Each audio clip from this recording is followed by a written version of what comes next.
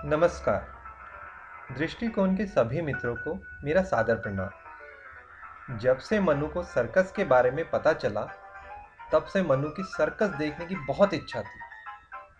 आज बाबा मनु को आखिरकार सर्कस दिखाने ले ही आए। सर्कस के 3 घंटे कैसे बीत गए पता ही नहीं चला। बाबा और मनु घर जाने के लिए तैयार हुए। वैसे तो मनु बहुत खुश था, पर ऐसा लग रहा था मानो उसके मन में बहुत सारे प्रश्न अभी भी बाकी थे। बाबा ने पूछा, क्यों मनु, तुम्हें सर्कस देखकर मजा नहीं आया? नहीं नहीं, मुझे तो बहुत मज़ा आया।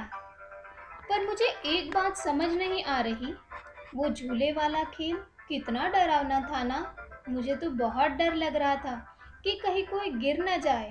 अगर किसी का हाथ छूट गया तो।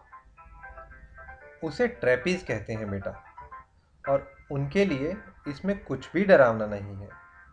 इसके दो कारण हैं। पहला, उनका अभ्यास, और दूसरा, अपने साथी पर विश्वास।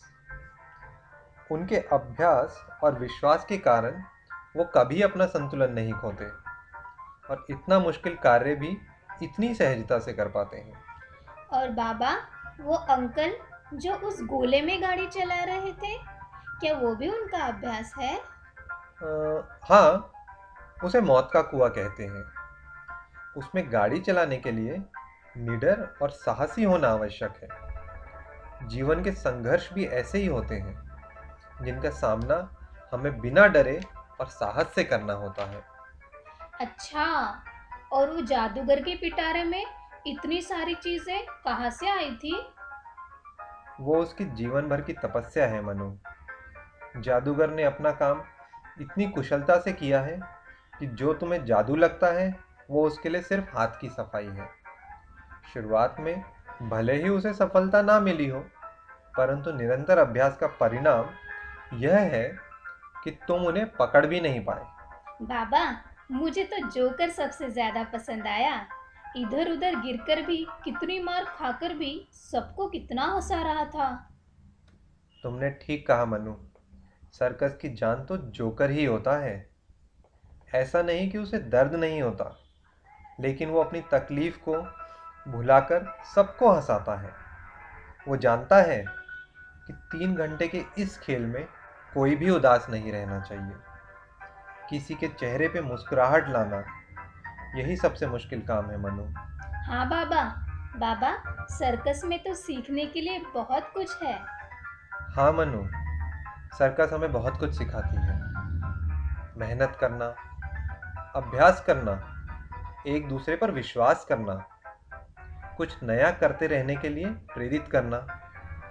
पहले शो से लेकर दिन के आखिरी शो तक उसी उत्साह से दर्शकों का मनोरंजन करना।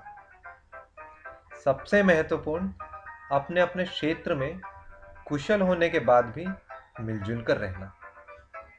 किंतु जैसे जैसे समय बदलेगा और तकनीक मनोरंजन के आधुनिक साधन लेकर आएगी, शायद यह सर्कस लोगों को उतना आकर्षित ना कर पाए। लेकिन सर्कस में कलाकारों की मेहनत और उनका उत्साह कभी सर्कस के महत्व को कम नहीं होने देंगे। हाँ बाबा। बाबा, सर्कस में तो सीखने के लिए बहुत कुछ है। और वो इतने सारे जानवर, उन्हें कौन संभालता है? और इतना बड़ा हाथी एक छोटी सी संकल से कैसे बंधा हुआ है? और वो शेर, शेर तो जंगल का राजा है ना। फिर वो पिंजरे में बंद कैसे? वो पक्षी खुलकर भी उड़ नहीं सकते। ऐसा क्यों बाबा? हम्म, चलो अब घर आ गया ना। बाकी सवालों के जवाब फिर कभी दूंगा। अभी जल्दी चलो। तो ये थी मनु और उसकी सर्कस की कहानी। खेल खेल में मनु को बहुत कुछ सिखा गई यह सर्कस।